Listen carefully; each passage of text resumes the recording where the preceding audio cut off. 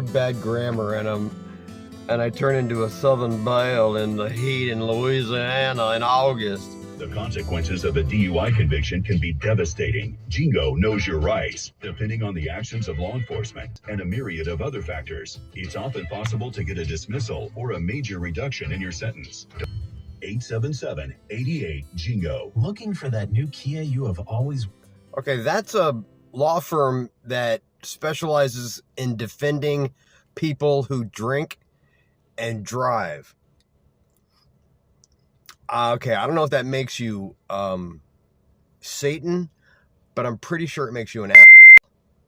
And then he used myriad wrong.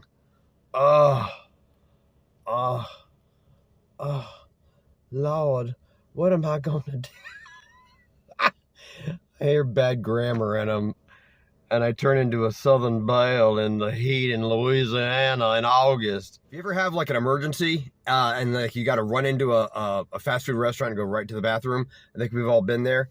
Know this, they lock those doors and they only let you in if you've bought something, you've got a receipt, or they've got a code you got to push in. It's weird. Everybody knows what you're going in there to do anyway, but when you have to ask permission, it just feels a little more intimate and weird. The reason they lock the doors is so people don't break those mirrors. And also homeless people go in there and go to sleep. Swear to God, a couple years ago when I was on the street, at the IHOP downtown Los Angeles, a homeless guy had gone into the handicap stall and gone to sleep. His feet were sticking out. And I looked at it and I was like, oh my God, why didn't I think of that? One of the cool things about living in Los Angeles is that celebrities are your neighbors. And if you're starstruck, and who isn't really, it might be an opportunity for you to have a conversation with somebody you like from TV or movies. Here's the thing though, if you're gonna talk to a celebrity in public, and trust me, they don't want you to, it's gotta be quick, it's gotta be clever, it's like a pickup line in a bar. You got like 5 seconds to make an impression, right? So whenever I see somebody famous in public, I come up with something really sort of unique or profound that they're gonna remember, right?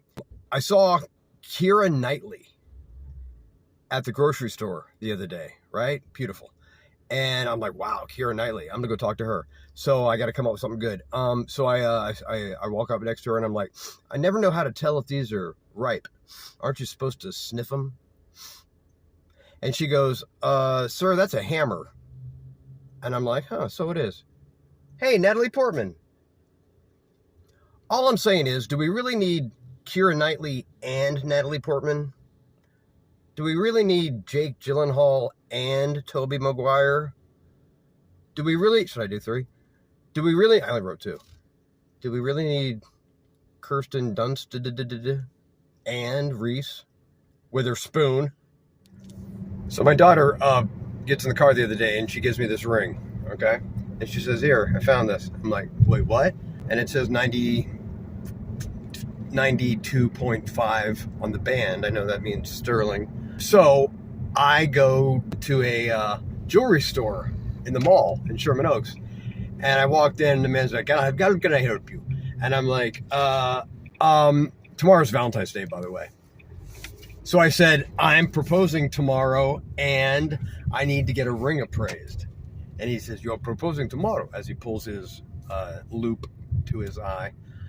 And I said, yeah. I said, nobody's doing that anymore, right? That's unique, right? And he's like, So he looks at it and he says, it is fake. Do not propose with this. The band is sterling, but the jewel is a zirconia, a cubic zirconia. How much is it worth? He said, like $50. Do not propose. And I'm like, all right, thank you. I will sell you something else if you like. I'm like, no, I'm good. I'm walking out because it barely, it doesn't really fit on my finger. It falls off and it hits the ground. And he's like, oh, do not propose with this. It's cursed now. And I'm like, really? He said, yes, just leave it on the ground.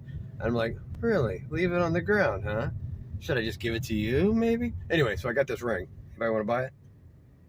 Bing!